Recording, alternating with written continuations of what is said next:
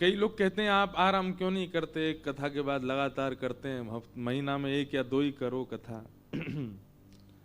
हमने 2-3 बार विचार किया कि हम आराम करने 2-3 दिन के लिए घर गए तो कथा की याद में नींद ही नहीं आई, कथा की याद में भूख ही नहीं लगती, कथा की याद में ना तो कुछ अच्छा लगता बल्कि मन उच्चाटित हो जाता है। तो इसलिए फिर बीच में एक दिन भी खाली रहने देते ही नहीं, करते रहो कुछ ना कुछ, भगवत सत्संग चलता रहे। कम से कम व्यसन जीवन में लगे, कम से कम संसार के वो व्यसन जिनके कारण हमारा जीवन पूरा नष्ट हो जाता है, 365 दिन उन व्यसनों में लगने से अच्छा हरि भजन में लग जाएं, हरि कथा में लग जाएं। आप इतने पॉजिटिव हो जाते हो सत्संग करने से कि आप जहां बैठते हो ना वहां पर भी एक पॉजिटिविटी आ जाती है। कितना भी उदास, हताश, निराश व्यक्ति क्यों ना हो, आपके संस्पर्क में आकर के वह भी आनंदित हो जाता है, बहुत अच्छा लगता है। और ये हमारी कोई प्रयोजन नहीं है, केवल सत्संग से होता है। केवल कथा सुनाने और स्वाध्याय करने का ये फल मिल जाता है कि कई बार ऐसे बच्चों के बीच में बैठते हैं जो बिल्कुल नकारात्मक विचार वाले, पर केवल वहां 5 मिनट बैठ करके आए, उसी से ही उनमें ऐसा प्रभाव हुआ।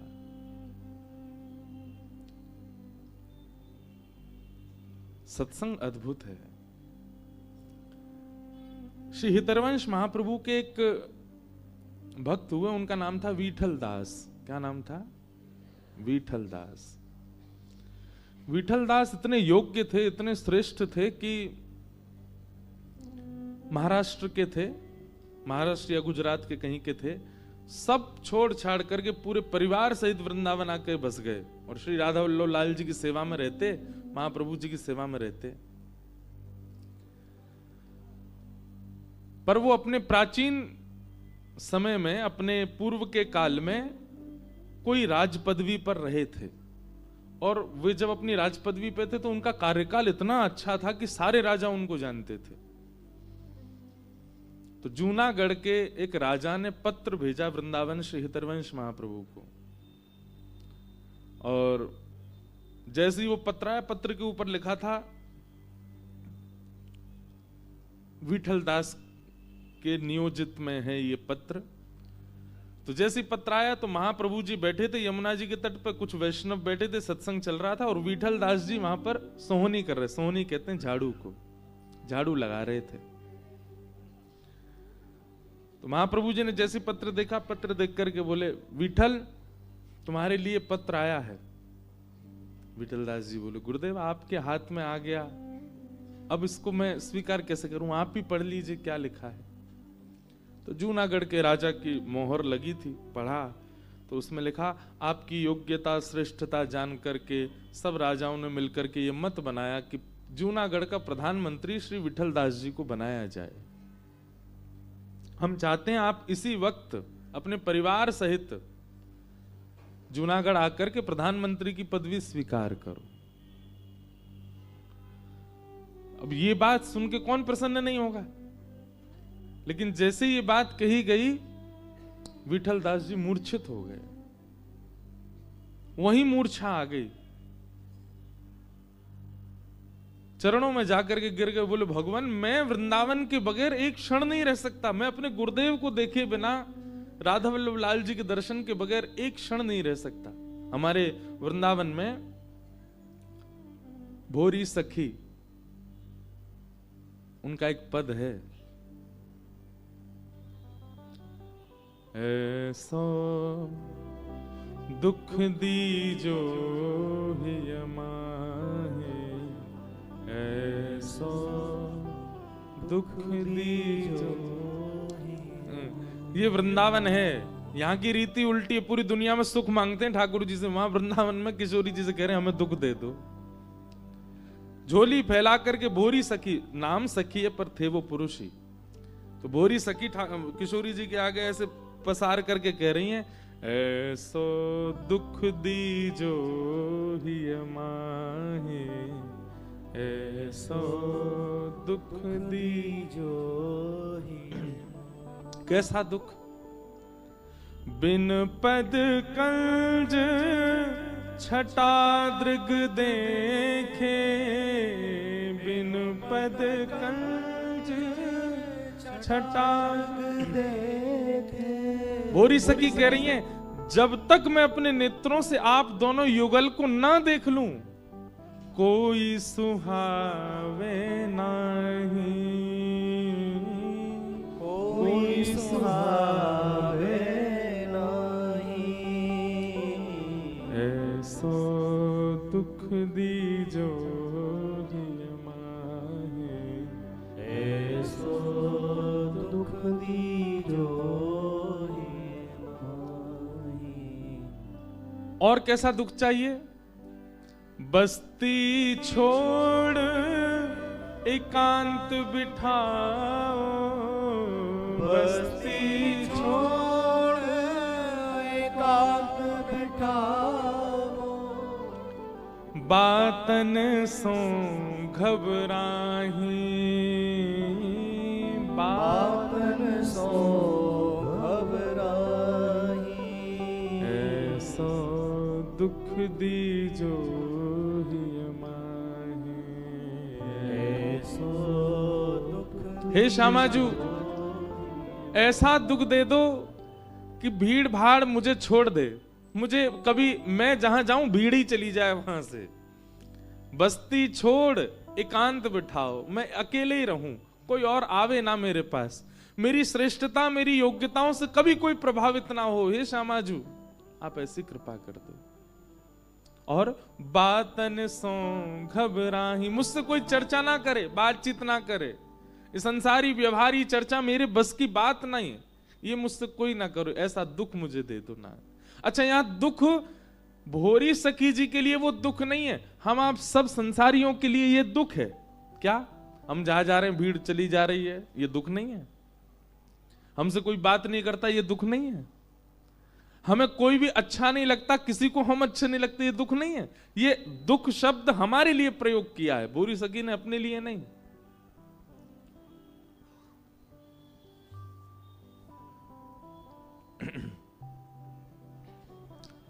तो श्री विठलदास जी मूर्छित हो गए, बोले मुझे नहीं जाना, मुझे नहीं जाना है। तब हितरवंश महाप्रभु ने कहा, बहुत अच्छी बात, एक बहुत अच्छा सूत्र, बोले जीवन में आने वाले कष्ट को हम ये कह करके सह लेते हैं कि प्रारब्ध है, भोगना तो पड़ेगा, तो जीवन में आने वाले सुख को क्यों त्यागते हैं? जब आने वाले कष्ट को हम भगवत इच्छा मानते हैं, तो आने वाले सुख को भी भगवत इच्छा मान करके स्वीकार करना चाहिए। विठलदास, तुम उत्साहित नहीं हो, तुम उछल नहीं रहे हो, पर भगवत इच्छा इसको मानो कि वो चाहते हैं कि तुम उसको प्रधानमंत्री पद को स्वीकार करो। विठलदास जी चरणों में गिर गए, बोले भगवान, मैं वृंदावन के बगैर नहीं रह पाऊंगा, उसका क्या करूं मैं? तब हितरवंश महाप्रभु ने सिर पर हाथ फेर दिया, बोले तुम जहां देखोगे वहीं वृंदावन प्रकट हो जाएगा। और वही हुआ। विठलदास जी जहां देखते वहीं कुंज प्रकट हो जाती, जिस नदी को देखते, सरोवर को देखते, वहां यमुना जी प्रकट हो जाती, जिस व्यक्ति को देखते उसी में राधा वल्लभ लाल जी दिखने लग जाते। ऐसी कृपा उन पर हुई, चले गए। पर उनका एक बहुत, उनके चरित्र में एक ऐसी बात आती है कि विठल प्रधानमंत्री बने तो उनको महीने की एक कुछ सोने की मोहरें मिलती थी। उन मोहरों से वो क्या करते थे? पहले बार जब उनको कुछ मोहरें मिली, उन मोहरों से उन्होंने असंख्य घोड़े खरीदे, और असंख्य घोड़े खरीद करके जूनागढ़ से वृंदावन के बीच में उन घोड़ों को लगा दिया। घोड़ों के ऊपर एक एक व्यक्ति, और उनका काम क्या है? नित्य राधा वल्लभ लाल जी का जो राजभोग लगता है, उस राजभोग को हितरवंश महाप्रभु पाते हैं, पर महाप्रभु जी के बाद जो प्रसादी बनती है, वृंदावन से जूनागढ़ नित्य पहुंचाने की सेवा लगा दी उन घोड़ों की। और इन्हीं घोड़ों के व्यय में, घोड़ चालकों के व्यय में सारी अपनी दक्षिणा लुटा देते कि नित्य वृंदावन से मुझे केवल मेरा राधा वल्लभ जी का प्रसाद मिले। ऐसे श्री विठलदास। सत्संग आपको ऐसा कर देगा कि आप एक एक ठौर के हो जाएंगे, और वो ठौर ऐसी होगी कि जिस स्थिति में आने के बाद ना जाने कितने आपसे ही प्रेरणा ले लेंगे। भजन केवल आत्म कल्याण नहीं करता, केवल आपका कल्याण नहीं करता। आप जिस राह से निकलोगे, जिन लोगों के पास जाओगे, जिससे मिलोगे, जिससे बात करोगे, जिसके साथ बैठोगे, उन सबका कल्याण होता चलेगा केवल आपके भजन से।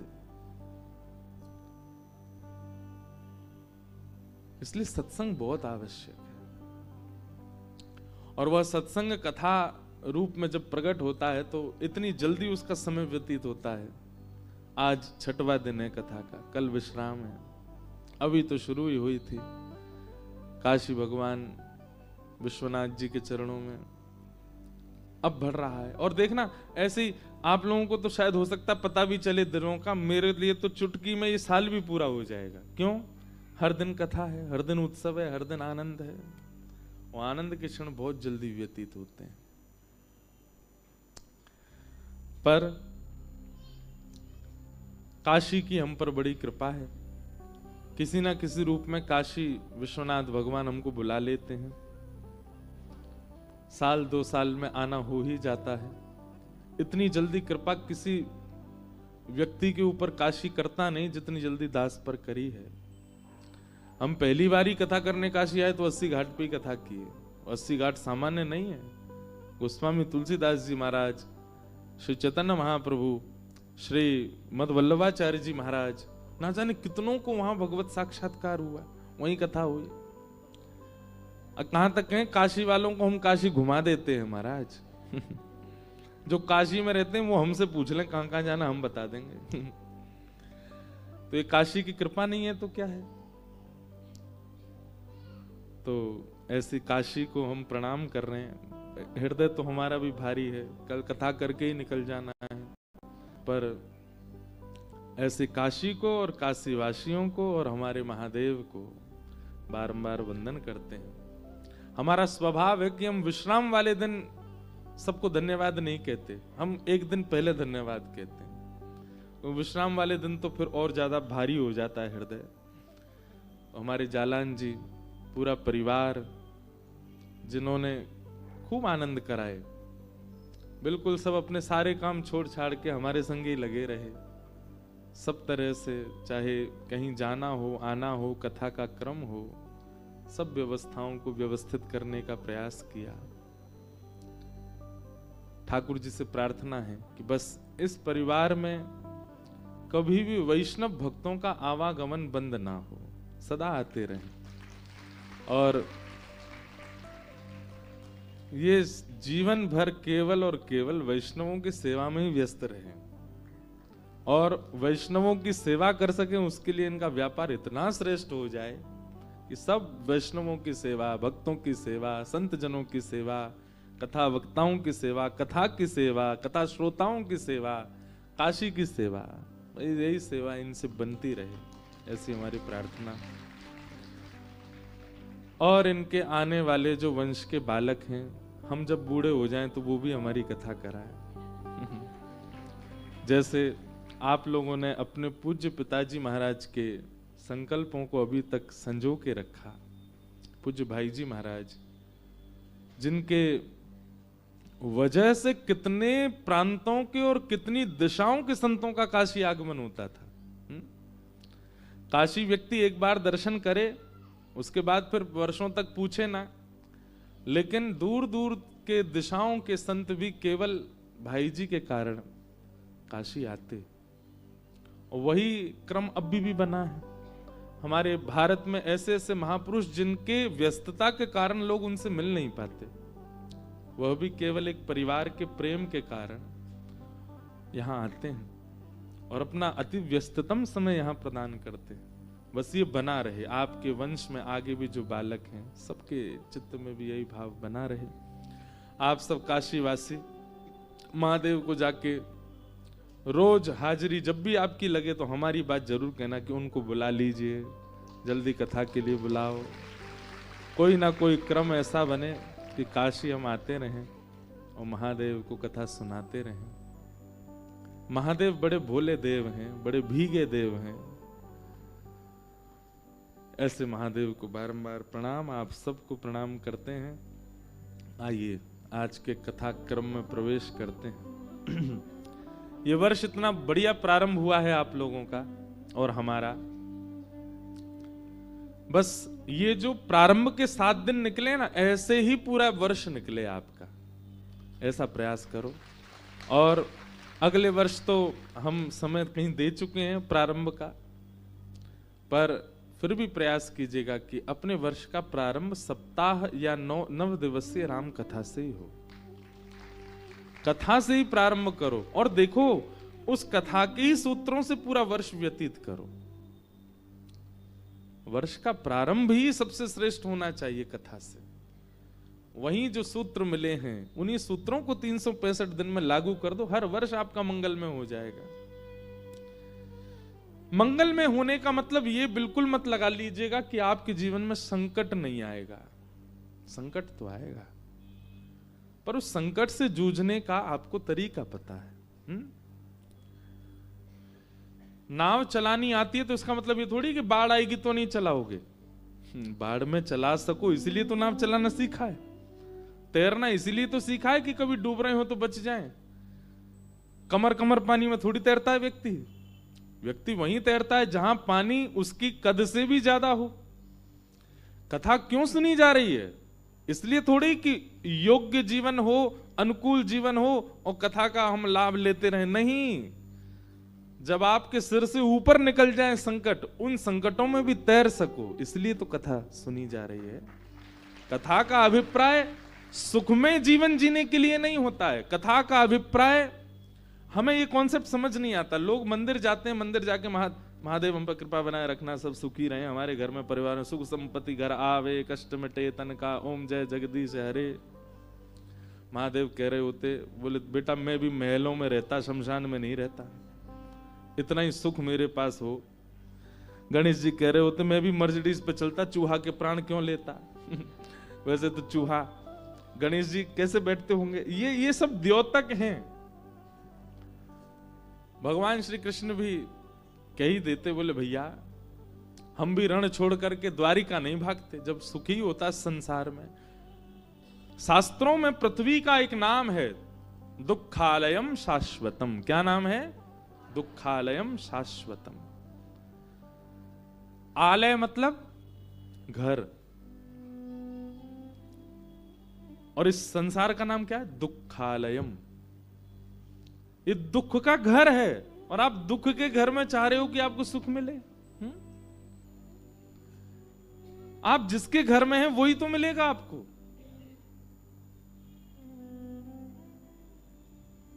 इसलिए बिल्कुल परेशान मत होइएगा। इस वर्ष जितने भी चैलेंज आवे लाइफ में, जितनी भी परेशानियां आवे, जितने भी उतार चढ़ाव आए, टूटिएगा नहीं, बिल्कुल विचलित मत होइएगा। कथा सुनी इसीलिए रहे हो आप कि उस स्थिति से भी आप निकल सको, उस स्थिति में भी आप तैर सको। राम नाम, कृष्ण नाम, भागवत का ये जहाज है, इस पर चढ़ जाओ, कितनी भी गहरी नदी हो डूबोगे नहीं। अच्छा एक बात और, जब नदी की बात छिड़ी है, नदी का एक स्वरूप होता है। नदी में कभी भी डूब रहे हो, जो नहीं तैरना जानते वो भी सुनो। नदी में 2 काम विशेष रूप से करने, एक तो मुंह नहीं खोलना है, दूसरा हाथ नहीं मारने हैं। अगर तैरना नहीं आता तो भी ये 2 ही डुबाते हैं, एक तो हाथों का पैरों का मारना और मुंह का खुल जाना। इसी से ही व्यक्ति मृत्यु को प्राप्त होता है नदी में अगर गिर जाए तो। संसार एक भयंकर गहरी नदी है। कथा सुन सुन करके तैरना सीख गए हो तो कोई दिक्कत नहीं, पर अभी नए नए श्रोता बने हो, अभी तैरना इतना अच्छा आता नहीं, तो प्रारंभ में 2 काम करो। संकट रूपी जैसे ही गहराई आवे, मुंह मत खोलना और हाथ मत मारना, मौन हो जाना, मुख से मौन हो जाना और हाथ पांव से शांत हो जाना। नदी कभी डुबाती नहीं। नदी में आप स्थिर हो जाओ, कभी नहीं डूब सकते। और फिर धीरे धीरे कथाएं सुन करके तैरना सीखो। जब तक तैरना ना आवे तब तक ये 2 नियम पालन करो। एक तो मुख नहीं खोलना। जीवन में कितना भी संकट आए, सबसे पहले जीव को बंद करो। आप जीव से जब विचलित होते हैं, मुख से बहुत बोलने लग जाते हैं, अति जल्पिक होने लग जाते हैं, आपके संकट और बढ़ते हैं। इसलिए मौन हो जाओ। और हाथ पैर मारना, मंत्री को फोन कर, विधायक को फोन कर, इसको फोन कर, इसको फोन कर, पड़ोसी से कहना तुम हमारी रक्षा करो, कभी किसी के पास जाना, हाथ पैर मत मारो, शांत हो जाओ। गहराई कितनी भी हो, आप डूबेंगे नहीं, भले ही तैरना ना आता हो, स्थिर हो जाओगे। ये दो बातें हमारी याद रखना। इस वर्ष को बहुत आनंद से जिएगा और भगवत कृपा, विश्वनाथ जी की कृपा होगी, बहुत मंगल में आप सबका वर्ष निकलेगा। हमें तो विश्वास है हमारा मंगल में ही है, क्योंकि कथा ही है, 365 दिन और कोई काम नहीं। इसलिए आप सब लोग भी खूब आनंद से रहिएगा, खूब प्रेम से रहिएगा। मुख को, जीव को और हाथ पैरों को बस थोड़ा स्थिर कर लीजिएगा, कोई दिक्कत नहीं होगी, सब आनंद होगा। नमः पार्वती पतये हर हर। सब ब्रजवासियों को लेकर के ठाकुर जी पहुंच गए गोवर्धन। 4 भुजा वाले गोवर्धन नाथ प्रकट है गए। लाओ ब्रजवासियों भोग, लाओ ब्रजवासियों भोग। सब ब्रजवासी अपने अपने घर की सामग्री लेके जामे ठाकुर जी को पवामे। इतने में ही इंद्र को पता चला, मेरी पूजा बंद कर दी ब्रजवासियों ने और ये गिरिराज जी की पूजा करने लगे। मेघमालाओं को आज्ञा कर दी कि इतनी वर्षा करो पूरा ब्रजमंडल डूब जाए। गड़गड़ करके काले बादलों ने आकर के ब्रजमंडल को घेर लिया, मूसलाधार वर्षा होने लगी। जैसे ही बूंद गिरी आकाश से, ब्रजवासी सब कहने लगे हम तो पहले ही मना कर रहे लाला, या इंद्र की पूजा बंद मत करवावे, लेकिन तेने हमारी बात मानी ना। देख नाराज है को, अब सब ब्रजमंडल डूब जाएगा, कौन बचाएगा हमें। ठाकुर जी बोले, शरणागति का सबसे पहला सूत्र है विश्वास। अगर आपके अंदर विश्वास नहीं है तो आप कितनी भी जगह माथे टेक रहे हो, केवल श्रम कर रहे हो आप। विश्वास, संबंध और समर्पण, 3 बातें याद रखिएगा। चाहे गुरु के प्रति हो, चाहे ज्ञान देने वाले के प्रति हो, चाहे भगवान के प्रति हो, ये 3 बात जब तक आपके चित्त में नहीं है आप प्रणाम नहीं कर सकते। सबसे पहला विश्वास, दूसरा संबंध, ठाकुर जी से एक संबंध तो मानिए, और तीसरा समर्पण।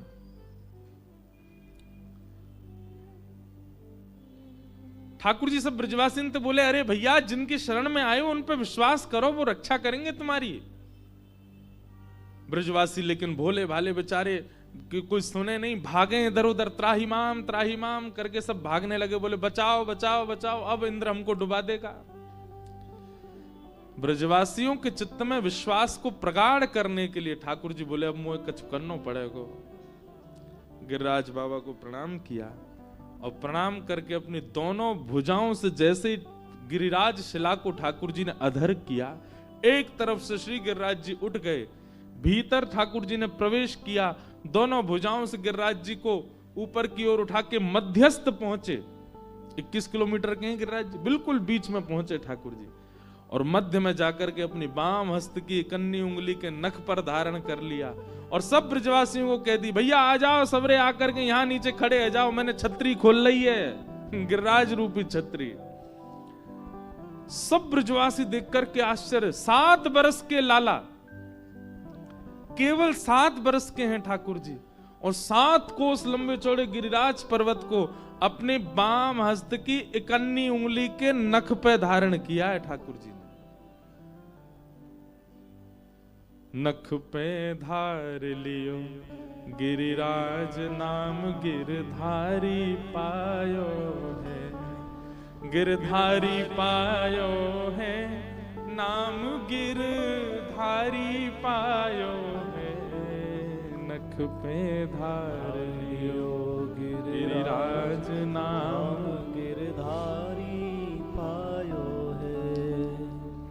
सब ब्रजवासी ने जैसी देखी लाला ने गिरिराज जी उठाए लिए, सब दौड़ करके गए और सब जाकर के एक शिला पे ठाकुर जी खड़े हैं, चारों ओर लाखों ब्रजवासी, 84 कोस के एक एक ब्रजवासी आया था गोवर्धन पूजा में, लाखों ब्रजवासी थे। सब ब्रजवासी गिरिराज जी के नीचे आ गए। और भैया अब बीच में ठाकुर जी खड़े हैं और तराजू की तरह गिरिराज जी कभी इतकू जामे कभी इतकू जामे, और जहां की तरफ गिरिराज जी झुके वहीं के सब ब्रजवासी अपनी अपनी छड़ी लेके और गिरिराज जी के नीचे लगामे, और जैसे गिरिराज जी ऊपर हिलने लग जाएं तो दूसरी तरफ गिरे तो दूसरी तरफ के सब लगामे। ऐसे करके महाराज सब ब्रजवासी ने दूर दूर तक छड़ी लगा ली, बीच में ठाकुर जी खड़े। गिरिराज जी स्थिर रह गए। ब्रजवासी बोले, लाला हम सबन ने अपनी छड़ी लगा ली है, तू अपनी उंगली नीचे कर ले अब। ठाकुर जी बोले, चटनी बन जाओगे सबरे अगर मैंने उंगली नीचे कर ली तो। 21 किलोमीटर चौड़ा पर्वत है, और गर्ग संहिता में तो वर्णन है कि गिरिराज जी का जो शिखर है वो शिखर भी इतना ऊंचा है कि बादलों में ढका रहता है। हर तिल भर रोज पृथ्वी में जा रहे हैं ना गिरिराज जी, तिल भर रोज पृथ्वी के भीतर प्रवेश कर रहे हैं। जय हो गिरिराज बाबा ने कथा सुना दे हम। मैया सुवाए दो इनको, नहीं तो इन्हीं की कथा चलेगी। व्यासपीठ पे और बैठा दिया आपने। तो हम क्या कह रहे थे? हाँ,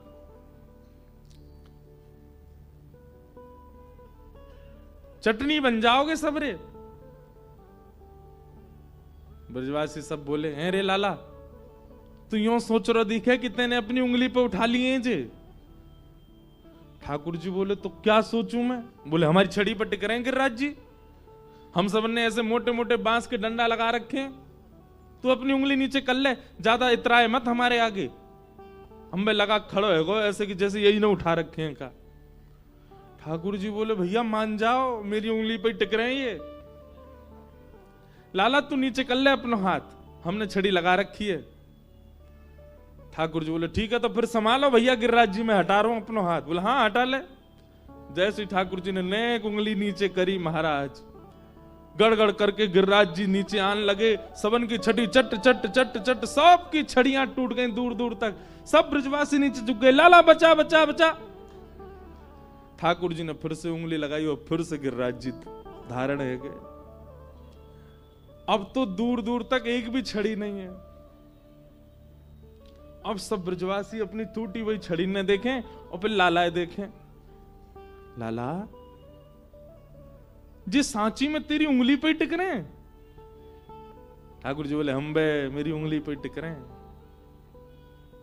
लाला जी इतनो भारी, इतनो बड़ो, इतनो विशाल गिरिराज पर्वत नेक से हमारो लाला बाकी नेक सी उंगलिया पे कैसे आगो? ठाकुर जी बोले, हम जय जय हैं। कौन है? हम जय जय हैं। चलो सबरे प्रणाम करो चरणन में, हम जय जय हैं, भगवान हैं। बचपन ते देखो हम सब काम बताते आए, सवंत कहते आए कि हम जय जय, कोई ना नहीं मानी। देखो मैंने गिरिराज जी उठा लिए, मैं जय जय हूं। ब्रजवासी सब बोले, अरे लाला ऐसा कहा काम किए जो तू जय जय। ठाकुर जी खड़े खड़े बोलने, पूतना मारी, अघासुर मारो, धेनुकासुर मारो, कालिया नाग मारो, सबरे राक्षस मैंने मारे, और आज देखो इतना बड़ा गिरिराज पर्वत उठा लियो जी कोई मानव कर सके? ब्रजवासी बोले, लाला बस बस बस बस, ज्यादा मत बोले, मारी तेने पूतना। लाला ये तेरो बल ना है कि तेने पूतना मारी। ठाकुर जी बोले, तो फिर कैसे मर गई वो? बोले, ये तो हमारे ब्रजमंडल को स्वभाव है कि यहां अगर बिना पुण्य किए व्यक्ति आवेगो, बिना पुण्य यदि किए आवेगो, तो ब्रज के प्रभाव से धीमे धीमे धीमे मृत्यु को प्राप्त है जाएगो। यहां आवे के काजे बहुत पुण्य होने चाहिए। राक्षसन ने पुण्य किए नहीं और ब्रजमंडल में घुस जाएं, और जैसे ही घुसे तो नेकाद उनके जो पुण्य वो कम होने लगे, और जैसे ही उनके सबरे पुण्य खत्म हो में वही समय वो तेरे पास आ जाएं, और वह समय उनकी मृत्यु होनी हो। जैसे ही मरे मरे मरा, इनमें हाथ मार के होके मैंने मारे। ठाकुर जी बोले, इतना दिमाग या बात में लगा रहे हो कि उनके पुण्य नहीं है, और यूं नहीं मानोगे सीधे सीधे कि मैं भगवान हूं। ब्रजवासी बोले, लाला तू जो कहेगो सब मानवे को तैयार है, पर जे ना मानेंगे कि तू भगवान है। ओ यशोदा मैया, यशोदा मैया आई, भैया ये तेरो लाला गैया चरावे जावे। हाँ, मही कोई बाबा ते टोना टोटका सीखे आयो है पर्वत उठावे को। ये सब बातें कहने से क्या समझ में आया कि ठाकुर जी चाहे चतुर्भुज रूप धारण कर लें, ब्रजवासी तब भी नहीं मानेंगे कि हे भगवान। क्यों? प्रेम, प्रेम की वो अवस्था। ब्रजवासियों को ये घबराहट होती है कि अगर हमने कह दी कि लाला भगवान है, तो भगवान तो सबको होवे, और जो सबको है वो हमारो कैसे रहेगा। इसलिए ब्रजवासी इस बात को अस्वीकार करते हैं कि ठाकुर जी भगवान है। नहीं, लाला तो केवल हमारो है, भगवान होगा तो सबको है जाएगा। इसलिए कोई ब्रजवासी मानता नहीं कि ठाकुर जी परमात्मा। नहीं तो आप सत्य, मैं कभी कभी ना बहुत सोचता हूं कि बहुत अच्छा हुआ कि गिरिराज लीला में मैं और आप नहीं थे, क्योंकि हम लोग बुद्धि से सोचते हैं, हम लोग बहुत चतुर हैं, हम लोग चतुराई से विचार करते हैं, हम लोगों में प्रेम नहीं है, हम लोग कभी स्वीकार नहीं करते, हम तो मान ही लेते कि ये परमात्मा है। पर ब्रजवासी ने नहीं माना।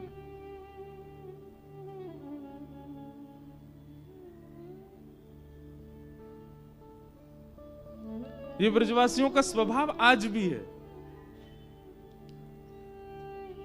पहले दूसरे दिन मुझे कौन आप में से कोई बता रहे थे कि 84 को उस परिक्रमा लगी, पूज्य भाई श्री भी थे साथ में, तो कहीं मथुरा में कहीं गए तो कोई ब्रजवासी ठंडाई बना रहा था, तो वहां से सबने पूछी, भैया ये ठंडाई कैसी तुम्हारी? भाई श्री वहीं खड़े हैं, उसको पता नहीं कि भाई श्री यहां खड़े हैं। वो बोलो एक व्यास जी आए गुजरात के, कथा भूल गए आके मंच पे, मैंने ठंडाई पे भाई सुई कथा याद आ गई उनको। भाई श्री वहीं खड़े थे, भाई जी खूब जोर से ऐसे बोले, भैया ये ब्रजवासी हैं। ब्रजवासी, उनको ये स्वभाव आज भी है। हम कथा करते हैं कभी ब्रज में, तो अब भाई व्यास मंच पे कुछ नियम कानून है, उन भाव से बैठते हैं। अब कोई ब्रजवासी आ जाए, अब बीच कथा में कोई आवे या मंच पे चढ़े तो भूल जाता हूं मैं कथा, तो हमारे कथा के पहले आ जाओ, बाद में आ जाओ, मनाई किसकी नहीं, बीच में मत आओ। अब बीच में कोई ब्रजवासी आ जाए और सीधे माला लेके मंच पे बैठ जाओ, तो नीचे से बोलेंगे, बन्नो है बड़ो व्यास, या तो पहन ले, नहीं तो यहीं से फेंक के जा रहे हैं हम। अरे मैंने किया, आओ भैया आओ, पहना जाओ। तो ये ब्रजवासी किसी को श्रेष्ठ नहीं मानते। क्यों? श्रेष्ठ किसी को मानना भी एक प्रकार का संसारी स्वभाव है। आप किसी को श्रेष्ठ मानते हैं, किसी को श्रेष्ठ मान करके फिर उसके पास उससे प्रेम व्यक्त करने जाते हैं, ये संसारी स्वभाव। पर आप किसी को श्रेष्ठ नहीं मानते, सबको सम मानते हैं। ये एक प्रकार का भक्ति स्वभाव भी है, प्रेम स्वभाव भी है। इसलिए हमारे ब्रजवासी कई बार कईयों को भाते नहीं। अरे बर महाराज अल्हड़पने से बोलते हैं, ऐसा बोलते हैं। पर आप ये भी तो सोचो, जब उनने भगवान नहीं छोड़े तो हमको कैसे छोड़ेंगे? जिन ब्रजवासियों ने ठाकुर जी नहीं छोड़े वो आपको छोड़ेंगे? ठाकुर जी गिरिराज जी धारण करके खड़े हैं, 21 किलोमीटर चौड़े गिरिराज जी, और यहां पे अभी यही डिस्कशन चल रहा है कि लाला ने गिरिराज जी उठाए कैसे। परमात्मा तो नहीं है ये। मधुमंगल सीतामा बोले, हमारे मुंह पे लगी कड़ी चाट जाए, ये भगवान है? मैया 3-3 दिना तक नहावे ना है, 3-3 दिना तक केवल मुंह पहुंच के डोले, जो भगवान है? गोपी बोली, हमारे घर से मक्खन चुरा के खा जाए, जो भगवान है?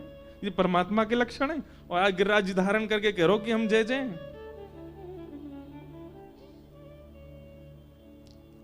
ठाकुर जी के नेत्र सजल हो गए कि व्यक्ति अपना प्रभाव प्रकट करता है तो सामने वाला उसके प्रभाव से आसक्त होके उसके चरणों में गिरने तक तैयार हो जाता है। पर मैं यहां कितने प्रभाव प्रकट कर चुका हूं, ये ब्रजवासी मानते ही नहीं है कि मैं परमात्मा।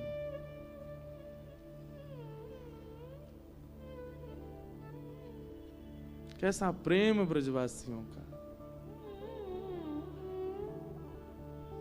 इसलिए ठाकुर जी गिरिराज उत्सव के बाद एक सौगंधी शिला है हमारे ब्रज में, वहां जाकर के कहते हैं 33 कोटि देवताओं को साक्षी मान करके, पूरे ब्रह्मांड को साक्षी मान करके मैं कहता हूं, ब्रजवासी वल्लभ सदा मेरे जीवन प्राण, इनको नाही बिसारी हो मोह नंद बाबा की याद। मुझे नंद बाबा की सौगंध है कि मैं ब्रजवासियों को कभी नहीं बिसार सकता। ये स्वरूप कौन है बताओ? श्री जगन्नाथ जी। ऐसा स्वरूप क्यों है इनका? इनके हाथ कहां हैं? इनके चरण कहां हैं? इनका मुखमंडल कहां है? जिन ठाकुर जी का बरहा पीड़म नटवर वपुः कर्णयो कर्णकारम,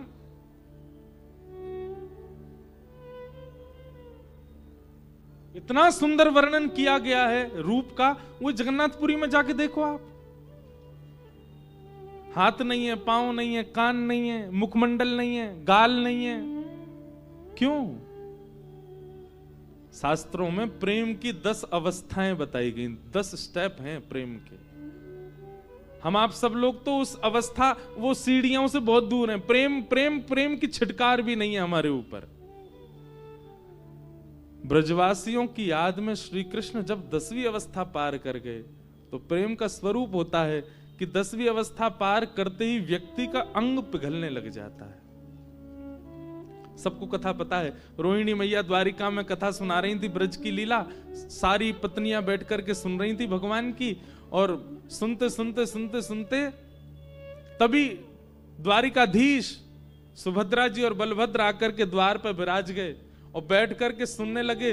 ब्रज की कथा सुनते ही ठाकुर जी की भुजाएं खड़ी हो गई और नेत्रबंद करके ठाकुर जी बार बार अपने हृदय को पकड़ के कहने लगे, अरे कोई ब्रजवासियों को ले आओ, मेरे हृदय से लगा दो, मोए ब्रजवासी इनकी बहुत याद आ रही है, कोई ब्रज के जन्म को लाके मेरे हृदय से लगा दो। और इसी विरह में 10वीं अवस्था प्रेम की पार हुई। ठाकुर जी का मुख पिघलने लगा, ठाकुर जी के हाथ पिघलने लगे, ठाकुर जी का श्रीअंग पिघलने लगा। तभी नारद जी को चिंता हुई, नारद जी दौड़ करके गए और रोहिणी मैया से जाके व्यास मंच पे बैठ कथा सुना रही रोहिणी मैया नेत्र बंद करके। तभी कहा, मैया अभी कथा विश्राम करो, नहीं तो ठाकुर जी नदी बहन करके बहने लग जाएंगे। रोहिणी मैया ने कथा विश्राम करी और उस समय ठाकुर जी का बहुत करीब करीब 70% जो श्री अंग था वो पिघल चुका था। और वहीं कथा विश्राम हो गई तो वहीं रूप ऐसे ही रह गया ठाकुर जी का। नारद जी ने जाकर के प्रणाम किया, बोले भगवान अब कैसे सृष्टि का आगे संचार होगा, आप तो ऐसे बन गए।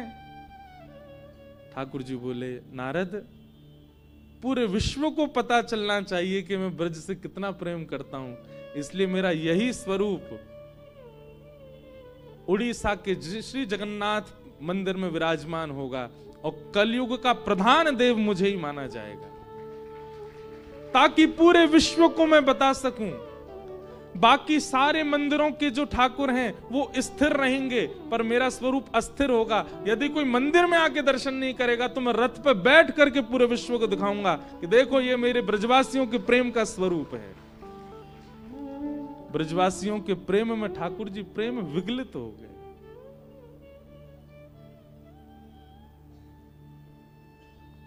ऐसा प्रेम ठाकुर जी करते हैं ब्रजवासियों से।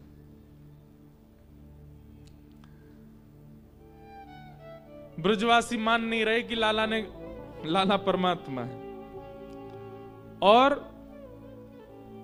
अब इनको ये भय नहीं है कि गिरिराज जी नीचे आ गए तो मर जाएंगे। अब यूं ही कह रहे हैं, बोले लाला तू सांची बता, तेने उठाए कैसे? मधुमंगल श्रीदामा बोले हम भी उठाएंगे फिर। ठाकुर जी बोले सुनो, हमारे ब्रज में गाते हैं, कछु माखन को बल बढ़ो, कछु गोपन करी सहाय, श्री राधे जू की कृपा सो मैंने गिरिवर लियो उठा। अरे भैया तुम सबरे सांची कह रहे हो, मैं जय जय ना हूं, मैं परमात्मा ना हूं, मैं भगवान ना हूं भैया। मैं तो अपनी यशोदा मैया को लाला हूं, मैं तो नंद बाबा को लाला हूं, मैं बलभद्र को छोटा भैया हूं, मैं तो मधुमंगल को सखा हूं, मैं कोई भगवान थोड़ी हूं। वो लाला वो तो हमें पता है, पर उठाए कैसे? ठाकुर जी बोले कछु माखन को बल बढ़ो। आप सबन के घर ते मैंने मक्खन चुरा चुरा के खायो भैया, वही मक्खन ते मुंह में बल आयो। पहली बात। मधुमंगल श्री राम बोले लाला मक्खन तो हमने भी चुराया तेरे संग, हम ते तो ये 5 किलो कोई ना उठ रो। ठाकुर जी बोले दूसरी बात है ना, बोले कहा कछु गोपन करी सहाय। आप सब गोप ग्वालन ने मेरी बड़ी सहायता करी। ग्वाला बोले हमने क्या सहायता करी? बोले भैया जब गिरिराज बाबा प्रकट भये तो आप सबन को लगी जे लालाई 4 भुजा वालों बन के प्रकट है गोए का। बोले हम बे लाला ऐसी लगी। और वह समय आप सब गिरिराज जी को देख रहे और फिर मोए देख रहे, फिर गिरिराज जी देख रहे, फिर मोए देख रहे। तो वह समय आपकी दृष्टि से जो भाव रूपी बल होकाओ वो मुंह में आ गयो। इतने लाखों ब्रजवासी ने एक टक मेरी ओर देखो तो आप सबन की शक्ति निकल के मुंह में आ गई, और लाखों ब्रजवासी की शक्ति जैसी मेरे भीतर आई मैंने गिरिराज जी उठा लिए।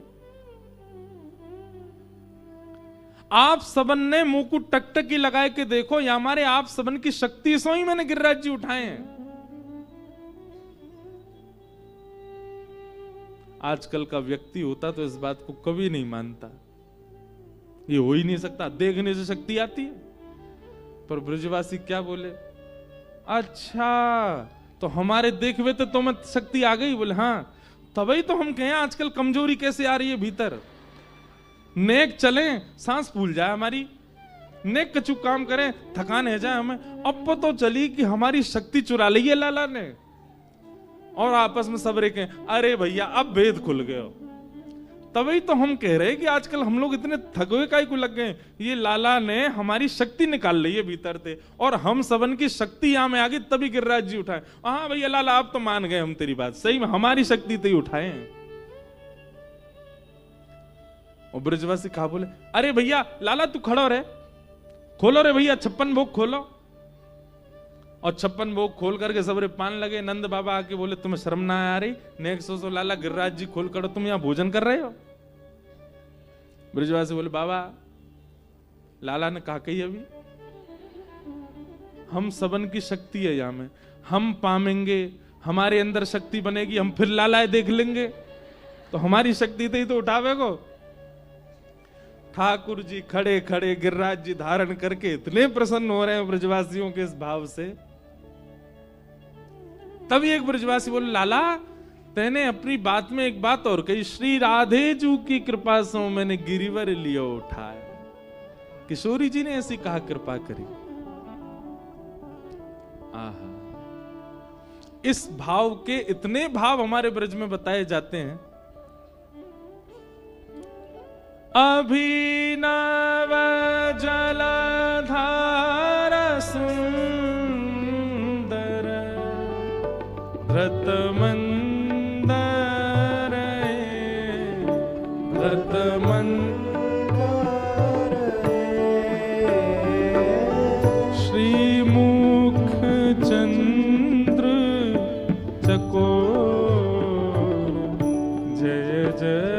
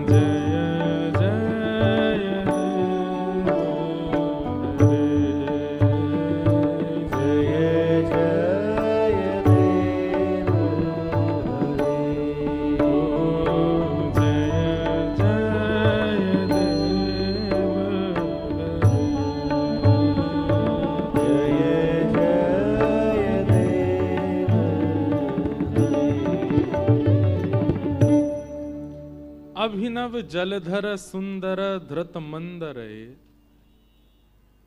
श्री मुख चंद्र चकोर जय जय देव हरे।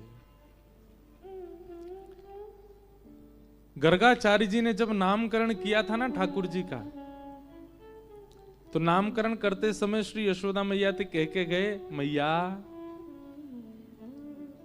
नारायण समो गुणई, आपको जो ये लाला है ना, या में नारायण जैसे गुण हैं। अगर आपको लाला कोई अद्भुत क्रिया करे तो कभी आप पे संशय मत करियो। कभी आपको लाला कोई ऐसी लीला करे जो एक मानव नाय कर सके तो आप यहाँ पे संदेह मत करियो। आपको लाला में नारायण जैसे गुण हैं। तब यशोदा मैया ने गर्गाचार्य जी से कही, बोले अगर मेरे लाला ने कोई ऐसी लीला करी, मैं तो मैया हूं और मोह घबराहट भई, मोह कहीं और लगी कि मेरे लाला पे कोई संकट नहीं है, तो मोह कहा करना चाहिए। समझ रहे हैं बात को? तो गर्गाचार्य जी बोले, मैया आपके लाला की जो जन्म कुंडली है ना, ठीक ऐसी ही जन्म कुंडली एक और की है आपके ब्रज में। कौन की? वृषभानु नंदिनी किशोरी जी की, श्री राधा रानी की। बोले मैया बिल्कुल ऐसी कुंडली है, ऐसा लगे कि बस ये पुरुष है वो स्त्री है, नहीं तो दोनों बिल्कुल एक जैसे ही हैं, कोई कमी नहीं है। तो वासे मैया मुंह को यूं लगे कि ये ब्रह्म ही दो रूप में आयो है। जैसे ही गर्गाचार्य जी ने बोली ब्रह्म दो रूप में आयो है, मैया ने गोद में बैठे लाला को कान पकड़ो और कान पकड़ के दबा के बोली, गर्गाचार्य जी दोबारा बोलियो जी कौन है? मैया ब्रह्म दो रूप में। मैया ने और जोर से मोड़ो। बोले ब्रह्म होता तो मुझे कान मोड़न दे। तो बाबा ये उल्टी बात मत करे करो, ये ब्रह्म ब्रह्म कोई ना ही मेरो लाला है, और ब्रह्म होगा तो कोई और को होगा, और ये सदा मेरो ही रहेगा। ये बात मत कह करो कि ये ब्रह्म है, ये परमात्मा है, नारायण समान गुण। आप तो केवल युक्ति बताओ, कभी मेरे लाला की शक्ति छीन भाई तो कहा करूं। ठाकुर जी गर्गाचार्य जी तो कह रहे अब मत बोले, और बोले को मोड़ देगी मैया कान है। गर्गाचार्य जी बोले मैया आपके लाला की जो आधी शक्ति है ना, जो इनकी आह्लादनी शक्ति है, वो वृषभानु जी की लाली है, राधा रानी। जब भी कोई विशिष्ट क्रिया करे और आपको भय लगे कि कहीं मेरे लाला पे संकट नहीं आ जाए, आप वृषभानु नंदिनी किशोरी जी को या के बगल में या के आगे या के पीछे कहीं खड़ो कर दियो, बस वाके आते ही या लाला की शक्ति और तीव्र रह जाएगी। तो कहते हैं जैसे ही ठाकुर जी ने गिरिराज जी उठाए, गिरिराज धारण करते ही यशोदा मैया तुरंत ये बात याद आई। बोले गर्गाचार्य जी बता के गए लाला कोई अद्भुत क्रिया करे तो वृषभानु नंदिनी को ले आइयो। यशोदा मैया दौड़ी दौड़ी वृषभानु जी के पास गई और वृषभानु जी तो जाके बोली आपकी लाली कहाँ है? बोले मैया मैं ढूंढी रहूं, मिले ही नहीं रही, कहां चली गई है। ढूंढते ढूंढते यशोदा मैया जब आई तो ठाकुर जी जिस शिला पर खड़े थे उसी शिला के पीछे जाके जब देखा, आहा, पद्मासन में किशोरी जी बैठी हैं, बिल्कुल छुपी हुई, किसी को दिख नहीं रही हैं, और पद्मासन में नेत्र बंद करके नहीं, नेत्र खोल करके बैठी हैं, और अपने नेत्रों से ही, कोमल नेत्रों से गिरिराज जी को एक टक देख रही हैं। एक अद्भुत सी एक कांति नेत्रों से प्रकट हो रही है, और श्री गिरिराज जी किशोरी जी के नेत्रों से प्रकट होने वाली कांति पर ही टिके हुए हैं। पहले ही किशोरी जी वहां विद्यमान है। इस बात का क्या मतलब है? ठाकुर श्री कृष्ण जितनी भी लीला कर रहे हैं, उन लीलाओं में गुप्त रूप से किशोरी जी कहीं ना कहीं विराजमान है। उन्हीं के द्वारा ही लीला संचालित हो रही है। दिख क्या रहा है? ठाकुर जी कर रहे हैं। कठपुतली नाचती है, गिरती है, ऊधम करती है, पर उस कठपुतली के जो धागे हैं वो पीछे पर्दे के बैठे हुए एक व्यक्ति के हाथ से बंधे हैं। ठीक वैसे ही हमारी श्यामा जी, असली गिरवरधारी तो किशोरी जी हैं, असली गिरवरधारी तो हमारी लाडली जी हैं। लाला तो केवल नाटक करे, उंगली लगा खड़े हो गए, मैंने उठाए, पर शक्ति तो श्री किशोरी जी, श्री लाडली जी ने धारण की। एक कथा, ये एक कथा शायद मैंने एक दिन सुनाई थी कि श्रीनाथ जी नीचे नजर करके क्यों खड़े। एक गिरिराज धारण की लीला है, ठाकुर जी गिरिराज जी उठा रहे हैं।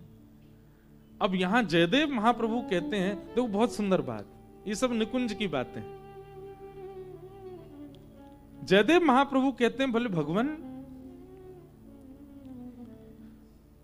मुझे आपकी एक लीला समझ में नहीं आई। भगवान बोले कौन सी? आपने गिरिराज जी धारण किए। बोले हाँ। इतना विशाल पर्वत 7 वर्ष का बालक अपनी उंगली पर धारण करता, उंगली के नख पे धारण करता है, और देवताओं के राजा इंद्र को यह पता ही नहीं चला कि आप परमात्मा हो। ऐसा हो नहीं सकता। 7 दिन 7 रात्रि तक वर्षा होती रही। इंद्र सो गया था क्या? इंद्र को पता नहीं चला कि आप परमात्मा हो? ये कोई सामान्य बालक नहीं कर सकता, ये कोई साधारण व्यक्ति की क्रिया नहीं है। जगन्नाथ भगवान बोले पता ही नहीं चला होगा। जयदेव महाप्रभु बोले नहीं नहीं नहीं, इसमें मुझे एक दूसरी लीला दिखाई दे रही है ठाकुर जी। भगवान बोले कौन सी? बोले मुझे ऐसा लगता है कि इंद्र को तो 7 क्षणों में ही पता चल गया था कि आप परमात्मा हो। इंद्र को तो 7 क्षणों में ही अवगत हो गया था कि आप परब्रह्म हो। तो फिर 7 दिन 7 रात्रि तक वर्षा होने का कारण क्या था? बोले लाखों ब्रजवासी खड़े थे, और आप जहां खड़े हैं बिल्कुल आपके सन्मुख सामने ही किशोरी जी खड़ी थी। आपने जैसे गिरिराज जी धारण करके किशोरी जी को देखा, चारों ओर नजर घुमा के जैसे ही आपने सामने किशोरी जी को देखा, किशोरी जी को देख करके आपके मन में भाव आया, और दिना तो किशोरी जी चलती फिरती दिखें, और दिना तो किशोरी जी को कभी ये अंग दिख जाए, कभी ये अंग दिख जाए, बड़ी मशक्कत करनी पड़े तब जाके इनके दर्शन हो में। ये बढ़िया योजना बनी है। चारों तरफ ब्रजवासी खड़े हैं, घिच-पिच के खड़े हैं, और किशोरी जी बिल्कुल सामने ही खड़ी हैं। इनको देखवे को यहाँ से बढ़िया अवसर नहीं मिलेगा। बोले 7 क्षण बाद आपने इंद्र को आज्ञा की। बोले सुन, जब तक तेरे भंडार पूरे नहीं हो जाए वर्षा कर तो रही हो। क्यों? श्रीमुख चंद्र चकोर जय जय देव। आप किशोरी जी को देखना चाहते थे, दर्शन करना चाहते थे, इसलिए आपने इंद्र को आज्ञा की वर्षा कर तो रहे। नहीं तो 7 दिन 7 रात्रि मूसलाधार बारिश। इंद्र को देवता की पदवी पर आपने ऐसे ही नहीं बैठा दिया। इतना कम बुद्धि वाला नहीं है इंद्र, वो देवता है। मानवों को जिस बात को जानने में सालों लगते हैं, देवताओं को क्षण में समझ में आ जाता है, इसीलिए तो वो देवता है। उसको ये नहीं पता चला कि आप परमात्मा हो। उसको पता तो चल गया था, लेकिन आपने आज्ञा करी, बोले वर्षा करता रहे। श्री जी दिख रही हैं सामने, उनके दर्शन करता रहूंगा मैं तो। और जयदेव महाप्रभु कहते हैं, बोले भगवान 7 दिन 7 रात्रि, इतने दिन वर्षा होनी निश्चित नहीं। मतलब अब इसमें एक प्रश्न उठता है, क्या ठाकुर जी किशोरी जी को केवल 7 दिन ही देखना चाहिए? 7 दिन में मन भर गया ठाकुर जी का? नहीं, ठाकुर जी तो अनवरत देखना चाहते थे, पर इंद्र के पास वर्षा का जल जितना था सब खत्म हो चुका था। इंद्र बोलो मुंह पे इतनी भंडार है प्रभु, और कहा बरसाऊं? 7 दिन बाद जब वर्षा बंद हुई, ठाकुर जी बोले हे तेन का बंद करी? ठाकुर जी सब समुद्र को जल बहा दियो मैंने, और कहा बहाऊं? तब जाके 7 दिन में वर्षा बंद हुई। नहीं तो आपकी तो इच्छा ये थी 7 कल्पों तक मैं यूं ही खड़ा रहूं और श्री जी को देखता रहूं।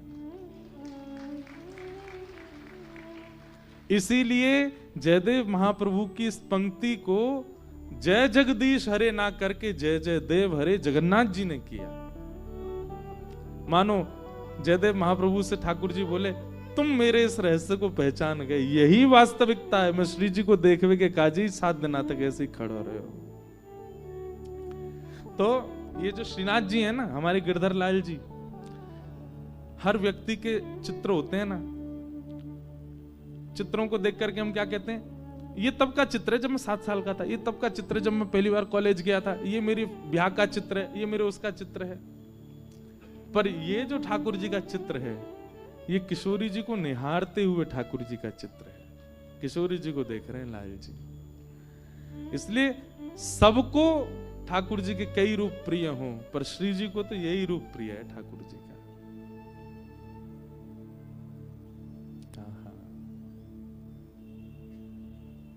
ऐसे हमारी किशोरी जी, जिनकी कृपा से श्री ठाकुर जी ने गिरिराज जी को धारण किए।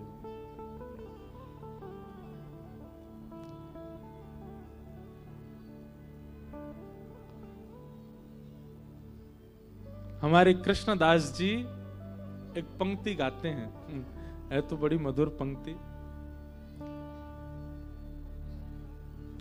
हरलीनी वृषभानु भवन ते, हरलीनी वृषभानु भवन ते, हरलीनी वृषभानु भवन ते, हरलीनी वृषभानु भवन ते, वृषभानु भवन ते, वृषभानु भवन ते, वृषभानु भवन ते,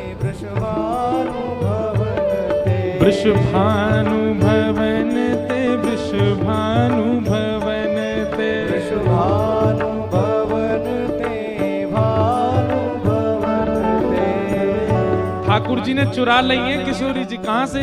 बरसाने थे। वृषभानु भवन ते, हरलीनी वृषभानु भवन ते, हरलीनी वृषभानु भवन ते, ओ नंद सुवन की जोरी, नंद सुवन की जोरी। हो ब्रज में, हो ब्रज में, हो ब्रज में रतन राधिका गोरी, हो ब्रज में रतन राधिका गोरी, ब्रज में रतन राधिका गोरी, ओ ब्रज में रतन राधिका गोरी, राधिका गोरी, राधिका गोरी, राधिका गोरी, राधिका गोरी, राधिका गोरी, राधिका गोरी, राधिका गोरी, राधिका गोरी। ओ ब्रज में, हाँ ब्रज में, ओ ब्रज में रतन राधिका गोरी, ओ ब्रज में रतन राधिका गोरी, ब्रज में रतन राधिका गोरी।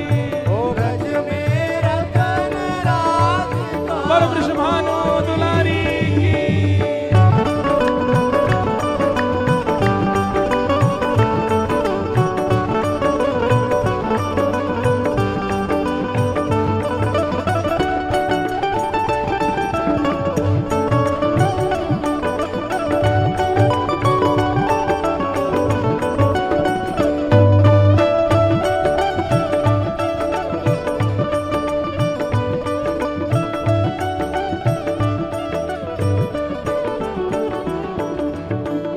कुंजन कुंजन बिहरत दोनों, कुंजन कुंजन बिहरत दोनों, कुंजन कुंजन बिहरत दोनों, कुंजन कुंजन बिहरत दोनों, हाँ बिहरत दोनों, रमणत दोनों, बिहरत बिहरत दोनों, रमणत दोनों, बिहरत दोनों, रमणत दोनों। हे कुंजन कुंजन बिहरत दोनों, कुंजन कुंजन बिहरत दोनों। और यमुना जल खोरी, और यमुना जल खोरी, हाँ, और यमुना जल खोरी, और यमुना जल खोरी।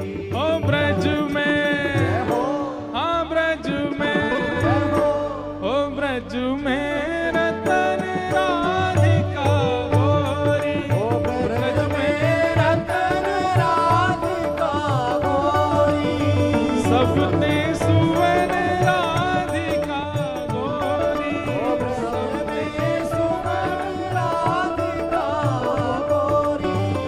राधिका गोरी, राधिका गोरी, राधिका गोरी, राधिका गोरी, राधिका गोरी, राधिका गोरी, राधिका राधिका गोरी।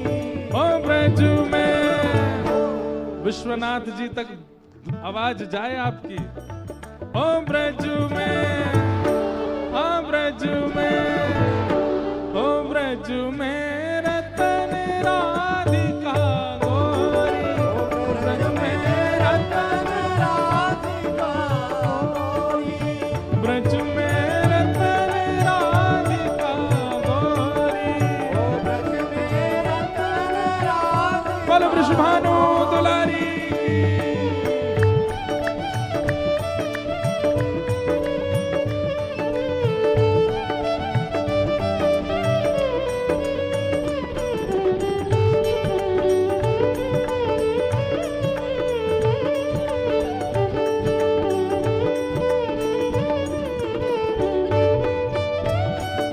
बोल वृषभानु के जमाई की।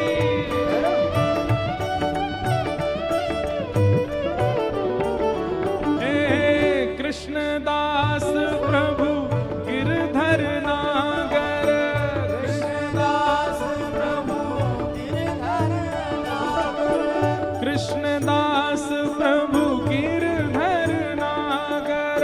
कृष्णदास प्रभु गिरधर नागर, हाँ प्रभु गिरधर नागर, गिरधर हे प्रभु नटवर नागर। नटवर नागर, कृष्णदास प्रभु गिरधर नागर, कृष्णदास प्रभु गिरधर नागर, नागरी नवल किशोरी हो, नागरी नवल, हाँ नागरी नवल किशोरी, नागरी है ब्रज में, हाँ ब्रज में, ओ ब्रज में रतन राधिका गोरी। ओ ब्रज में रतन राधिका गोरी, सब में सुघड़ राधिका गोरी, सब में सुघड़ राधिका गोरी, राधिका गोरी, राधिका गोरी, राधिका गोरी, राधिका गोरी, हे राधिका गोरी, राधिका गोरी, राधिका गोरी, राधिका गोरी। ओ ब्रज में, हाँ ब्रज में, ओ ब्रज में रतन राधिका गोरी, ब्रज में रतन राधिका गोरी, ब्रज में रतन राधिका गोरी, ब्रज में रतन राधिका गोरी, ब्रज में रतन राधिका गोरी। ब्रज में रतन राधिका गोरी। राधे राधे राधे राधे राधे गोविंदा, राधे राधे राधे राधे राधे गोविंदा, वृंदावन चंद भजो राधे गोविंदा, वृंदावन चंद्र भजो राधे गोविंदा, भजो राधे राधे राधे राधे राधे गोविंदा, भजो राधे राधे राधे राधे राधे गोविंदा, राधे राधे राधे राधे राधे गोविंदा, भजो राधे राधे राधे राधे राधे गोविंदा, हे राधे राधे राधे राधे राधे गोविंदा, राधे राधे राधे राधे भजो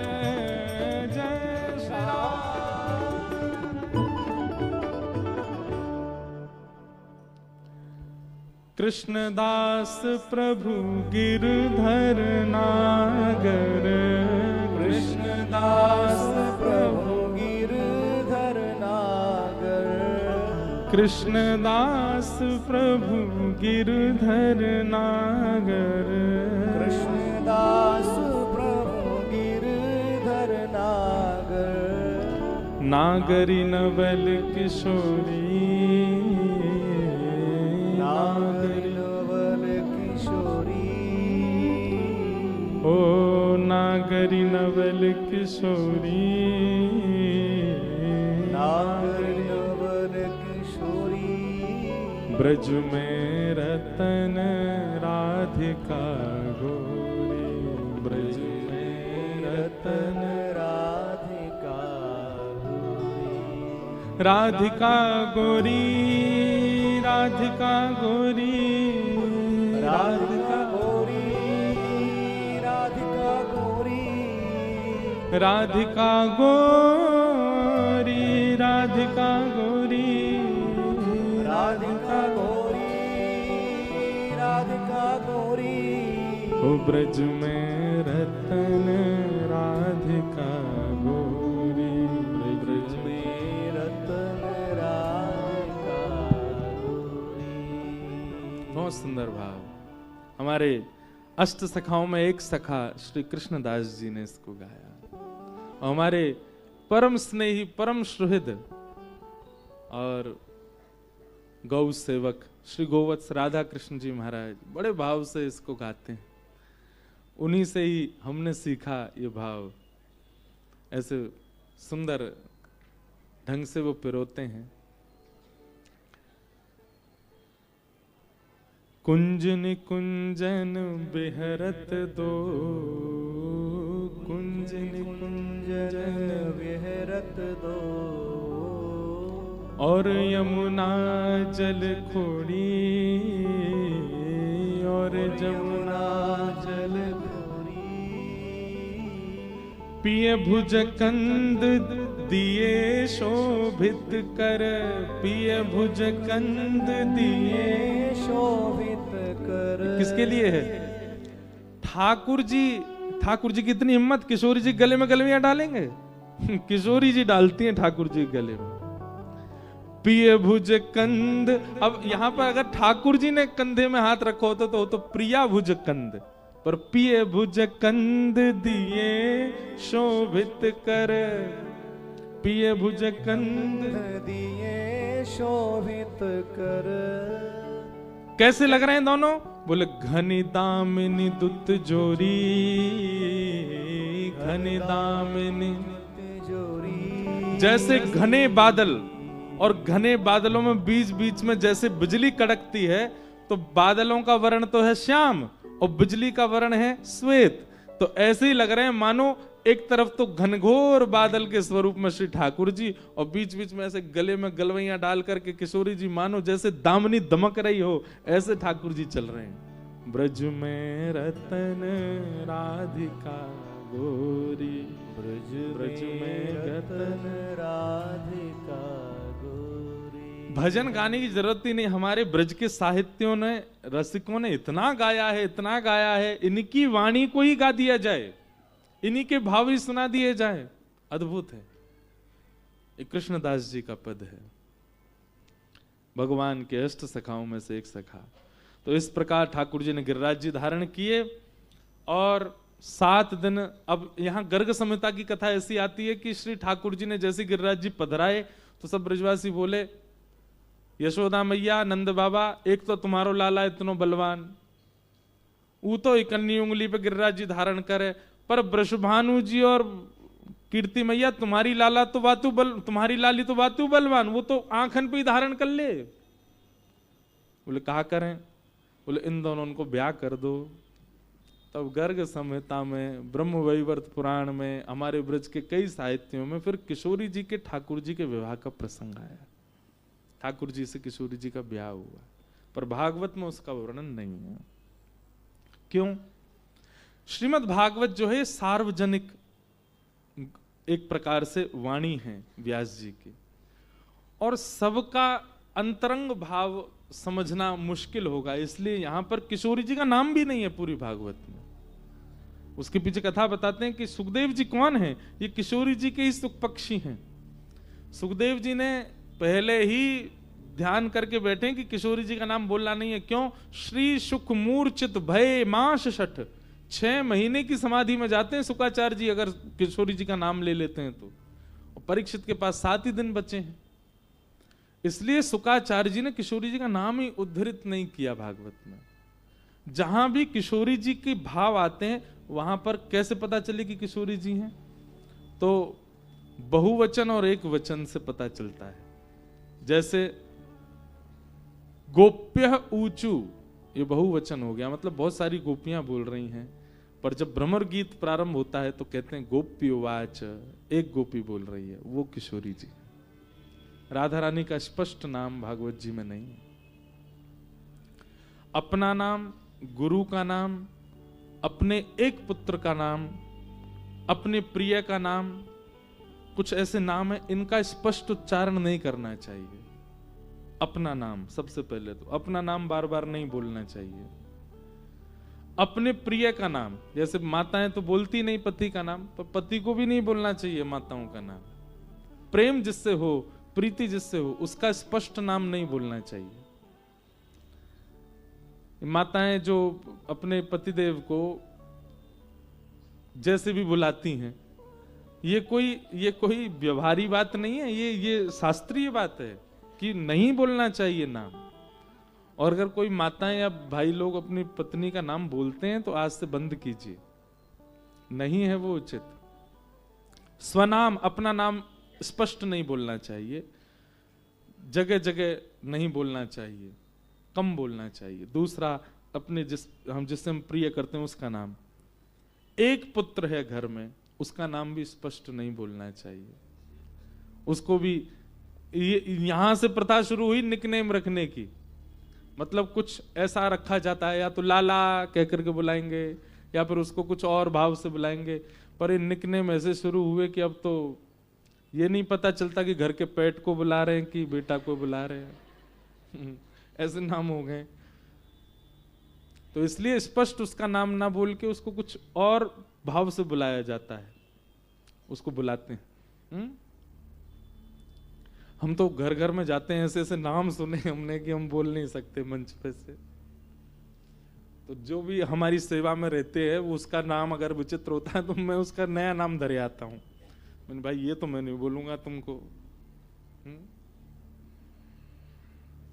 तो मेरे को 2-4 याद आ गए हैं पर मैं बोलूंगा नहीं, बेचारे वो भी कथा सुनने होंगे। तो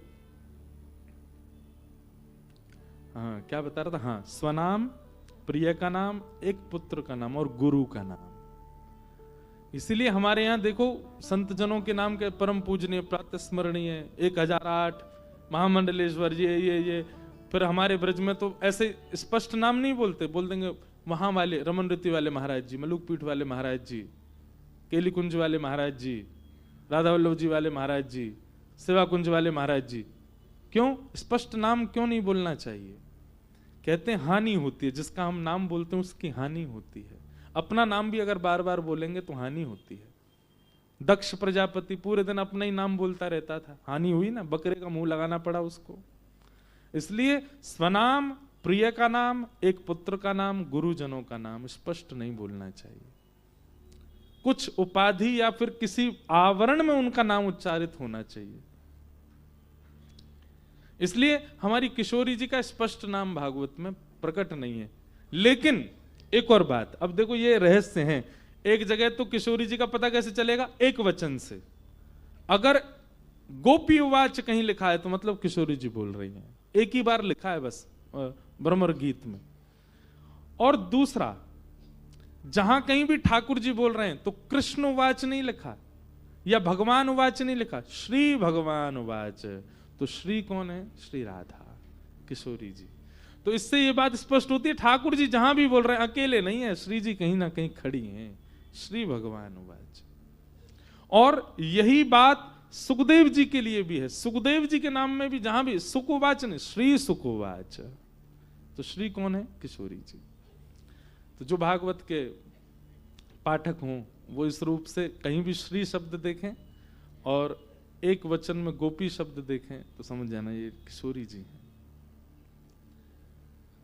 तो इस प्रकार गोवर्धन लीला हुई। तत्पश्चात भगवान ने जैसी गिरिराज जी नीचे पधराए उसके बाद फिर सब लोगों ने ठाकुर जी को कंधा पे उठा लिया, सब नाचने लगे, गाने लगे, ब्रजवासियों ने खूब आनंद किए। गैयाओं ने अपने थनों से बिना काढ़े ही दूध निकालना प्रारंभ कर दिया। इतने आनंद में भर गई गैया कि उनके थन से अपने आप ही दुग्ध निकलने लगा, नेत्रों से प्रेमाश्रु झरने लगे। क्यों? हमारी रक्षा के कारण छोटे से ठाकुर जी ने 7 दिन तक गिरिराज जी धारण किए। और गैयाओं के इस प्रेम को देख करके ठाकुर जी उनके पास गए, उनके ऐसे अंजलि में भर करके दुग्ध पान करने लगे, उसी से स्नान करने लगे। गैया भगवान को चाटने लगी। गायों ने अंतरंग रूप से भगवान का नामकरण कर दिया, गोविंद। ये गोविंद नाम गायों ने रखा ठाकुर जी का। जो लोग अपनी वृद्धावस्था की ओर बढ़ रहे हैं वो गोविंद नाम का कीर्तन किया करो, गोविंद। क्यों? गो माने गाय, गो माने ज्ञान, गो माने इंद्रियां, हाथ पैर नाक आंख मुख कान त्वचा, ये सब गो हैं। और विंद माने रक्षक, हमारी ज्ञान के रक्षक, हमारी इंद्रियों के रक्षक, गायों के रक्षक जो हैं उनको गोविंद कहते हैं। आज हमारे नाश का कारण इंद्रियां बनती हैं क्योंकि इनके ऊपर कोई रक्षक नहीं है। हम जो चाहते हैं खिला देते हैं, जो चाहते हैं दिखा देते हैं, जहां चाहते हैं स्पर्श कर लेते हैं, जिसको चाहते हैं सब स्वीकार करते हैं। इसलिए इन समस्त इंद्रियों के रक्षक गोविंद बने। इसलिए गोविंद नाम का उच्चारण करते रहा कीजिए, गोविंद गोविंद गोविंद गोविंद गोविंद। तो इससे क्या होगा?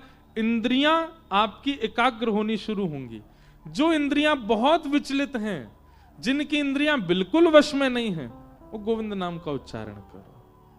और धीरे धीरे आप अगर वृद्धावस्था की ओर जा रहे हो तो भी गोविंद नाम का स्मरण करो। क्यों? इंद्रियां अब शिथिल हो रही हैं, तो हे ठाकुर जी आप रक्षा करो। तो गोविंद नाम रखा गया।